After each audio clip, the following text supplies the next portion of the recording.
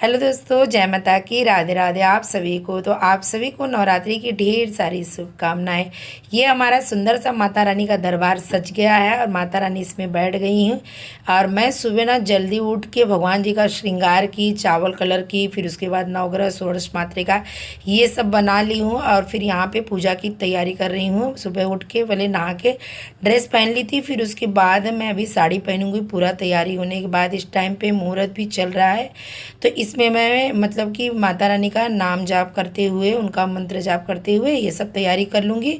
फिर जो कलश स्थापना का संकल्प होगा उसको मैं साड़ी वगैरह पहन के तैयार होके फिर करूँगी, क्योंकि ना तैयारी भी बहुत कुछ करना रहता है और हमारा तो समझ में नहीं आ रहा था कि कहाँ से क्या क्या करें, क्योंकि सुबह काफ़ी काम था। ये देखिए, आपको मैं थोड़ा सा सीन दिखा रही हूँ। घर की हालत देखिए, आज ही श्रृंगार, आज ही सब कुछ मैंने चावल वगैरह कलर की हूँ। तो ये सब समेटेंगे हम दोनों जन मिलके, देवरानी और मैं। फिर उसके बाद मैं चली गई ऊपर तैयार होने के लिए और देवरानी यहाँ पे सब हटा डाली है। थोड़ा बहुत मैंने भी कर दी थी। फिर उसके बाद वो लग गई, बोली जाओ दीदी लेट हो रहा है। मेरा ना मुहूर्त में तो घट स्थापना जो था ना, मेन मुहूर्त, वो नहीं हो पाया। फिर उसके बाद ही मैंने की थी। बस अब मैं साड़ी पहन के आ गई हूँ। अब चलिए, सबसे पहले मैं मंदिर में, भगवान जी की जो मेरे मंदिर है वहाँ पे पूजा कर लेती हूँ। एक बार तो सुबह का पूजा हो गया, सत्यनारायण भगवान को जल वगैरह सब कर चुकी थी। और माता रानी का मैंने ना अभिषेक की हूँ, शॉर्ट वीडियो डालूंगी, वो सब भी श्रृंगार का भी छोटा छोटा ली हूँ। बहुत ज़्यादा मैं क्लिप नहीं ले पाई, क्योंकि इतना ज़्यादा मुझे ना व्यस्तता था ना आज ना, तो मैंने वीडियो ज़्यादा बनाई भी नहीं। और बहुत सारा मैंने ना कई बारे ना कलश स्थापना का वीडियो बना भी चुकी थी इसके लिए, और वीडियो बनाने के चक्कर में और भी लेट होता है, तो इसके लिए नहीं बनाई। तो ये देखिए, इन लोग का श्रृंगार इस तरीके से मैंने की हूँ। बहुत ज़्यादा तामझाम नहीं की हूँ, सिंपल में ही की हूँ। थोड़ा सा मंदिर भी सजा दी हूँ। तो यहाँ पे अभी मिठाई और केले का फिर से भोग रख दी हूँ। उसके बाद अब चलती हूँ वहाँ पे पूजा करने के लिए। देखिए, ये सारे भगवान जी का कपड़े मैं पहनाई हूँ। गोविंद का कपड़ा बन गया है, लेकिन माधव का कपड़ा आधा ही सिला है, तो माधव ना नवरात्रि वाला ही पहने हैं। तो अब मैं यहाँ पे ना पूजा पे बैठूंगी। और ये जो तैयारी देख रहे हैं सब कुछ करके गई थी मैं यहाँ पे। और इस बार तो मैंने यहाँ पे बैठा दी हूँ माता रानी को, क्योंकि ना अच्छे से मुझे ना पाठ वगैरह पूजा वगैरह करने में मंदिर में नहीं जमता था। इसके लिए मैंने ना अलग बैठाई हूँ। तो ये देखिए, यहाँ पे फूल, दक्षिणा, दीपक का, यहाँ पे गौरी, गणपति और जवारे का यहाँ पे सब कुछ कर ली हूँ। बस मंत्र द्वारा आवाहन करना रहता है जो कुछ भी, तो वो बाद में संकल्प का करूँगी। ये षोडश मातृका है, नवग्रह है, ये हमारी माता रानी का श्रृंगार करके बता दी हूँ। थोड़ा थोड़ा ही मैं इसमें बताऊँगी पूजा का, ज़्यादा बताऊँगी तो आप भी सोचेंगे कि बोर हो जाएंगे। ये जो माँ लिखा है, इसको मैंने अपने हाथों से बनाई हुई, वेलवेट का कपड़ा रहता है, पीछे पुट्टा लगा दी हूँ और इसको गोटे से मैंने माँ लिखी हूँ। तो चलिए, अभी मैं पूजा में बैठती हूँ। सबसे पहले मैं आपको यहाँ पे दिखा रही हूँ। ये देखिए, मैं संकल्प लेके कुशा और जल और फूल और अक्षत लेके मैंने रख दी हूँ। संकल्प गोत्र का नाम अपने मतलब अपना नाम बहुत कुछ जैसे लेते हैं। उसके बाद संकल्प लेने के बाद फिर मैं दसों दिशाओं में पीली सरसों का यहाँ पे डाल रही हूँ। और उसके बाद सर्वप्रथम संकल्प के बाद ही अब मैं गणपति का पूजा करूँगी। सबसे पहले संकल्प से पहले दीपक प्रज्वलित करना रहता है।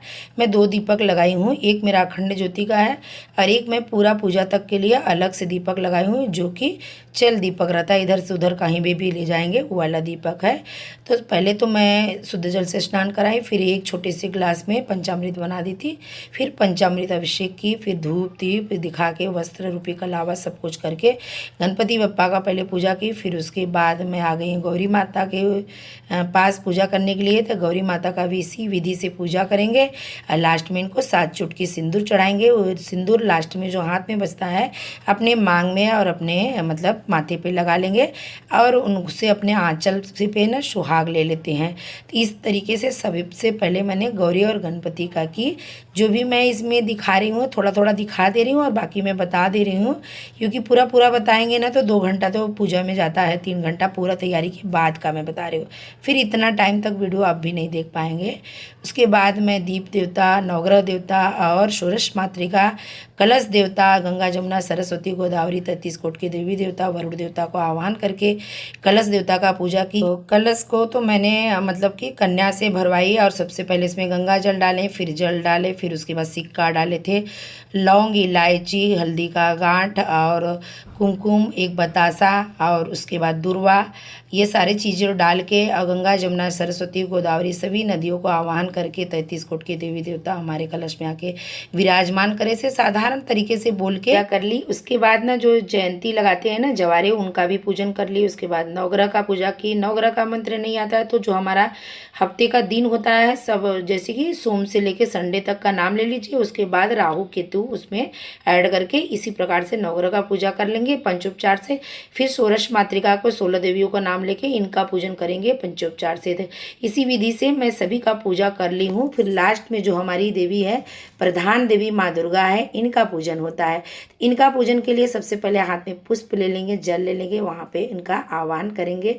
आह्वान करते समय अगर आपको कोई मंत्र आता है तो मंत्र बोले, नहीं तो कोई भी आपको भजन आता है ना, भजन ही गाते हुए माता रानी को निहारते हुए 5 मिनट तक उनका ध्यान लगा के फिर उनको आह्वान करें। उसके बाद इनका पूजा करें। अच्छे से पूजा करने के बाद भोग सभी को अर्पण करके मुखवास के लिए पान जरूर चढ़ाएं।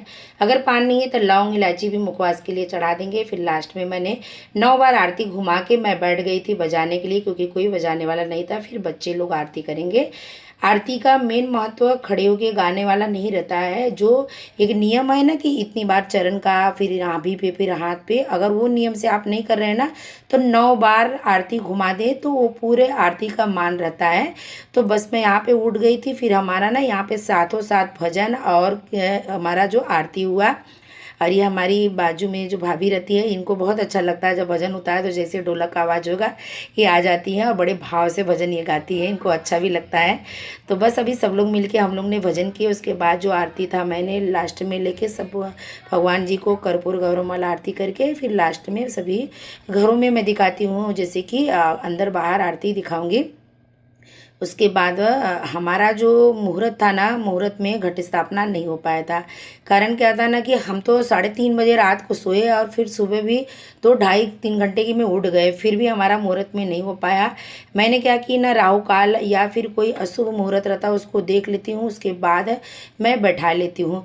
मेरा कहने का मतलब ये है कि अगर शुभ मुहूर्त में आप बैठा लिए तो ठीक है, नहीं बैठा पाए तो पूरा दिन नवमी का घट स्थापना का मुहूर्त रहता है। सिर्फ आप अशुभ मुहूर्त को देख लीजिए, उस टाइम पे मत बैठाइए, उसके बाद आप बैठा सकते हैं। तो ये हमारे देखिए विष्णु जी इधर रहते थे तो यहाँ पे माता रानी की जगह खाली है तो इनको यहाँ पे मैंने बैठा दी हूँ। तो इसी तरीके से हमारा नवमी का कलश स्थापना हो गया।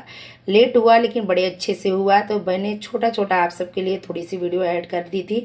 अगर वीडियो थोड़ा सा अच्छा लगा है तो चैनल को सब्सक्राइब नहीं किया तो जरूर करें। वीडियो पसंद आया है तो लाइक जरूर करें। जय माता की।